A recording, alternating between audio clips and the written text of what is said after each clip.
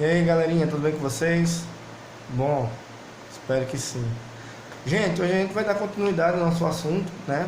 A gente viu na última aula, né? A gente falou sobre a questão da estrutura da população brasileira. Falamos aí sobre a questão da população brasileira ser basicamente descendente de 3 etnias, né?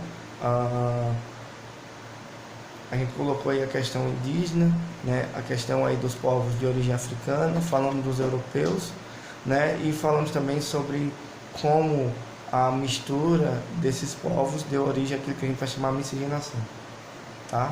A gente também falou um pouquinho sobre a questão das características, né, da população, né? A gente também falou sobre a questão aí de como os países que passaram por esse processo de colonização, como o Brasil, né, viviam, né? No nosso caso, a gente viveu aquela exploração, aquela colonização de exploração, né? A nossa terra, nosso país, ele foi colonizado para ser explorado, né? E basicamente essa ideia ela é importante porque enquanto o Brasil vai passar por esse processo de colonização de exploração, lá na América, né, nos Estados Unidos, para ser mais exato, a colonização foi de habitação, ou povoamento, ou seja, lá houve um investimento, enquanto aqui o nosso país ele foi criado para ser explorado. Isso é uma característica muito comum dos países subdesenvolvidos, né? E uma coisa importante a se pensar é que nesses países mais pobres, principalmente, há uma taxa de natalidade, ou seja, uma quantidade de nascimentos muito elevada, tá? E ao mesmo tempo se tem uma mortalidade muito alta. Por que isso? Quanto mais filhos, né, nos países mais pobres, isso significa dizer que mais pessoas vão morrer, né? Então, antigamente se tinha muitos filhos para que alguns dos filhos pudessem sobreviver no fim da história, tá? Quando houve uma melhoria nas questões de saúde e higiene, né, como por exemplo no Brasil, essa melhoria de vida fez com que as famílias, durante algum período de tempo, continuassem tendo muitos filhos, só que esses filhos agora não morriam mais, eles ajudavam aí na questão das colheitas, e com essa ideia, né, houve mais trabalho, uma melhoria de vida, e aí a diminuição de investimentos na saúde começou, aliás, um aumento no investimento de saúde, prevenção, vacinas, né, a questão aí do saneamento básico aumentou bastante, e nessa ideia, com esse aumento, as famílias perceberam que não tinha necessidade mais de ter tantos filhos, já que os filhos não estavam falecendo. Então, por isso, naquele tempo a expectativa de vida era muito baixa. Hoje a expectativa, ou seja, o tempo de vida, né, a esperança de vida, hoje é bem maior. Tá bom, gente? E por que eu estou falando sobre isso? Essa ideia eu trouxe para que a gente pudesse analisar algumas coisas importantes. Nesse caso, especificamente, a gente vai falar agora sobre a questão dos movimentos migratórios. O que são movimentos migratórios? Como o próprio nome já diz, né, o movimento migratório é um movimento realizado pela população com interesse de se deslocar de uma área para outra, tá certo?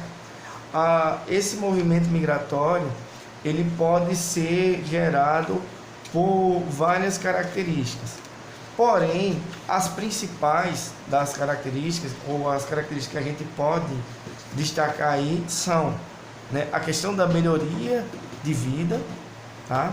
A questão do emprego e renda, né, a questão do trabalho, e a questão, né, de guerras ou questão de saúde pública, né? Essas são as questões mais normais, né, do movimento migratório.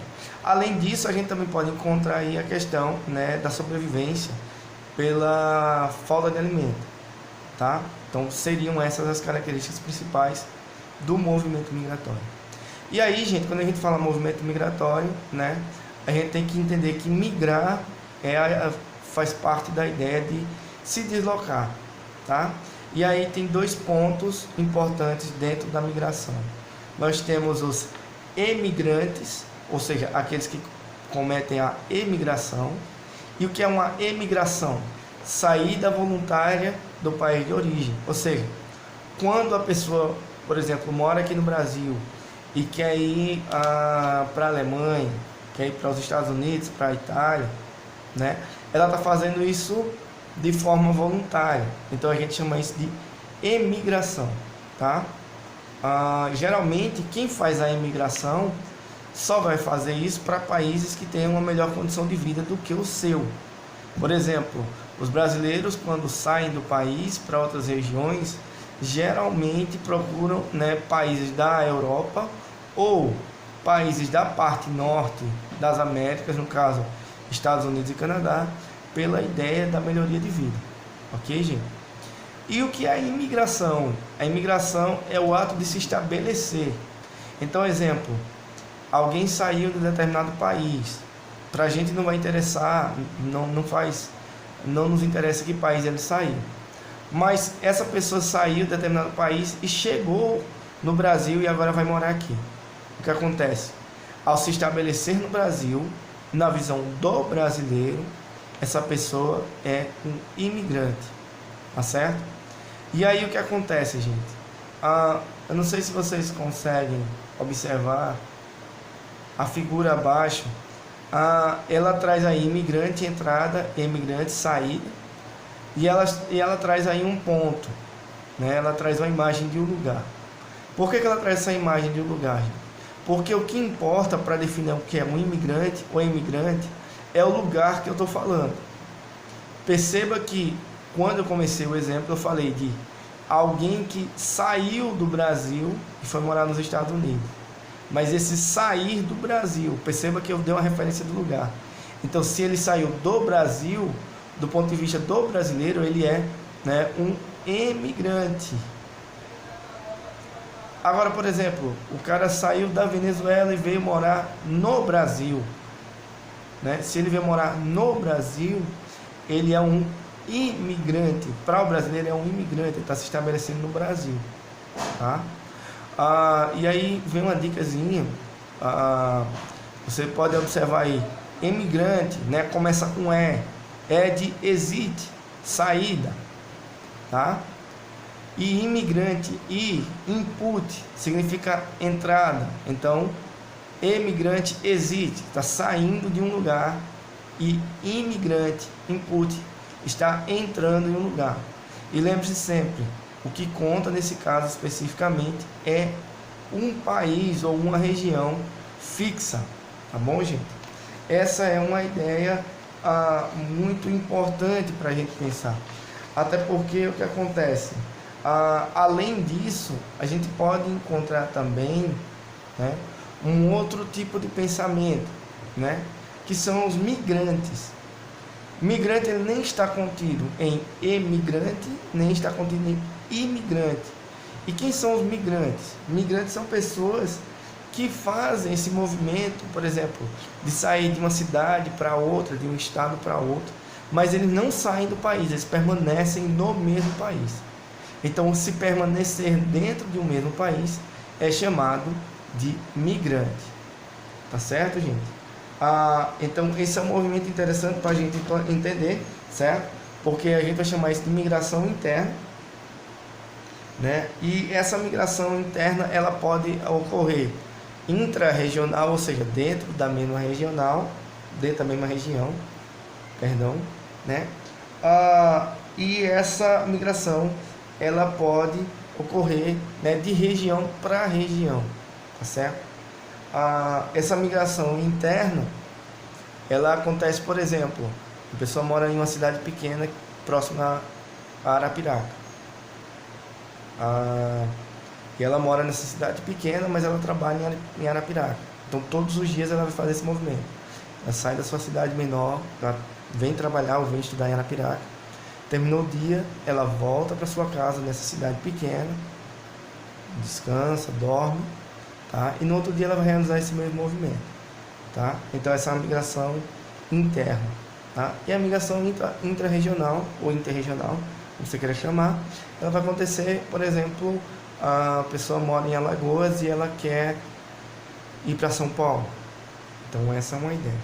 Bom, gente?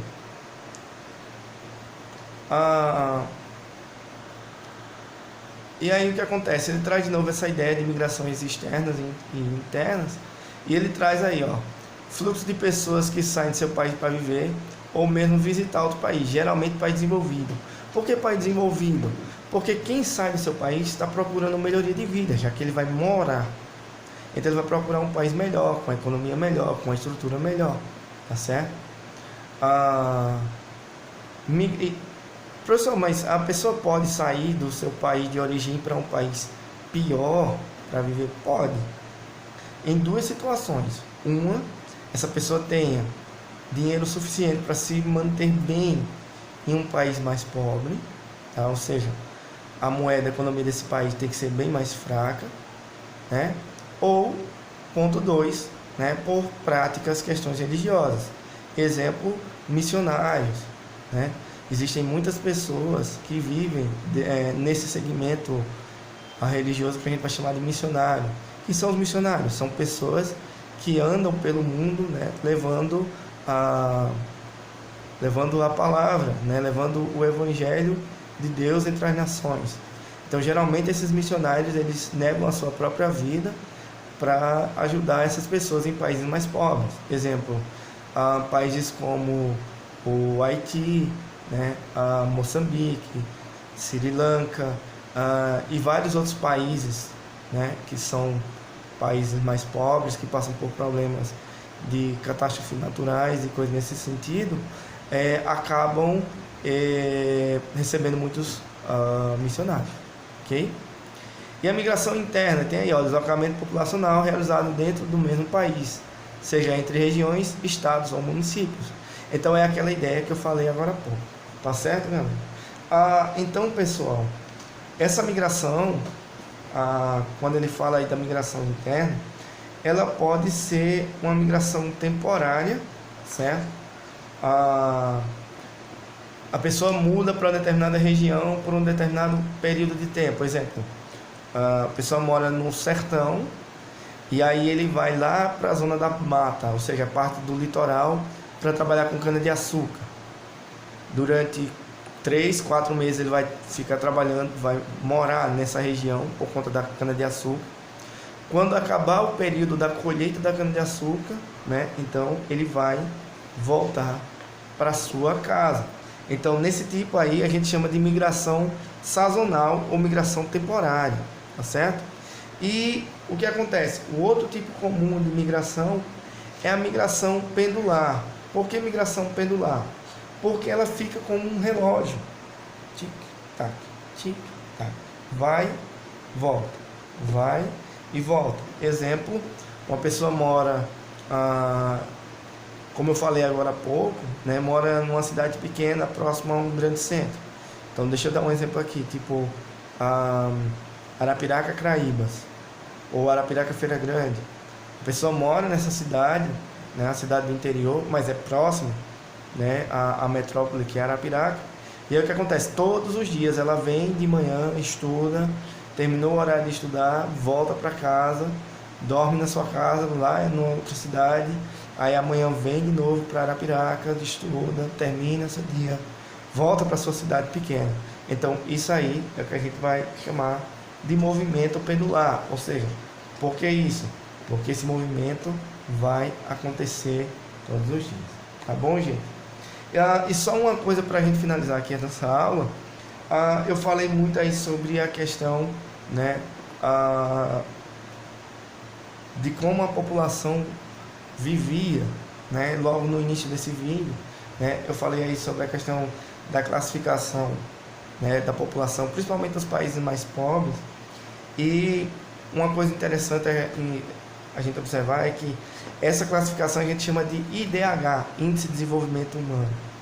É através do IDH que a gente estuda, né, 3 coisas básicas.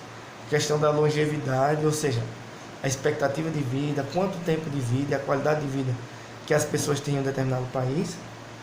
A renda, que a gente também pode chamar de renda per capita, né, é quanto cada família ganha, né, e qual é o poder de compra dessa família ao longo do tempo, né?